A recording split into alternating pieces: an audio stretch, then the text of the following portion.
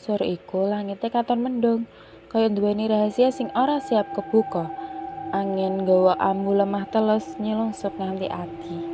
Rani lungguh ing teras omahe karo nglawan nyawang ibune sing lagi nyuapi bocah cilik sing saiki ning omahe yaiku Adit.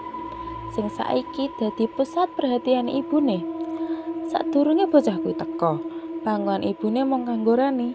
Cerita sore, ulangan PR, topo sing anget, saiki kabeh pindah nyang Adit. Kaya ana garis halus sing misahke Rani karo ibune. Rani mbisi ibune. "Bu, Adit enak ya, saben dina disuapi." Ibu wacane dongeng. Buati nyengir, mangsuli pitakone Rani.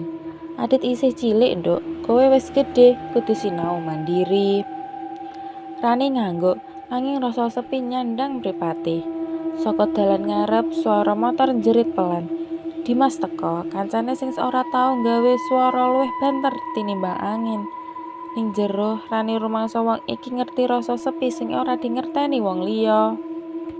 Ning dina sesuke, Rani meneng karo mikir. Kabeh berubah alon-alon, ora ana sing bener-bener ngeh kapan mulaine. Rani saya meneng buku-bukune kebak tulisan putus-putus kaya pikirane sing kebelah. Saiki ibune luwih kerep ngomong karo Adit, kaya ngelingne jadwal mangan, jadwal imunisasi, jadwal turu. Pakne sing jenenge Pak Darto luwih kerep lembur, jarang ketemu Rani. Lan saben pulang sekolah, omah kaya ora nunggu dheweke. Rani dadi seneng nginep ning taman sekolah karo Dimas. Rani takon nyang Dimas, "Mas, nek ora ana sing ngrungokne, kanggo apa swaraku?" Dimas wangsuli pitakon iku. "Ora kabeh swara kudu krungu, kadang sing ora krungu sing luwih nancep." Rani nyauri, "Aku wis kesel dadi cahya, kanggo wong sing ora nyawang." Dimas nyauri, "Yen cahya padhang, wong bakal ngerti regane, senajan sing isih ana mung awune." Dimas kerep ngerti hal-hal sing ora tau Rani critakake. Kaya dheweke ngerti masa kecil Rani, kaya dheweke ngerti apa sing ilang saka Rani, luwih saka tinimbang Rani sadar. Kahanan saya aneh, nanging aneh sing damai. Esuke, sawise Rani dikubur, Buati ngresiki kamare anake. Ing meja ana buku catatan sing sadurunge kosong separo. Nanging saiki kaca kuwi ketulisan nganggo tulisan tangan sing ora padha karo Rani. Luwih lencir, luwih lawas. Tulisane yaiku, "Bu, aja nyalahne udan utawa awan. Kabeh sing kobong ora musnah, mung dadi awu sing nglindungi. Aku lan Dimas ora lunga, mung ganti wujud dadi cahya sing ora katon."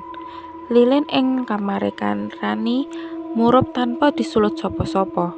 Au alus saka sumbu lilin mabur mbentuk aksara R lan D.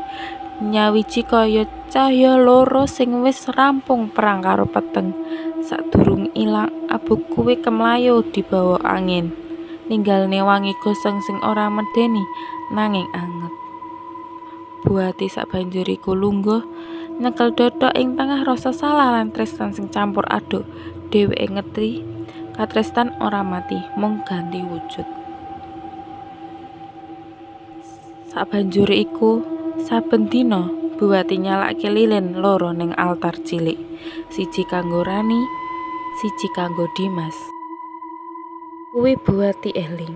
Dimas, bocah sing digendong saksuwene setahun sadurunge panti kobongan. Dimas bocah sing ora tau mulih.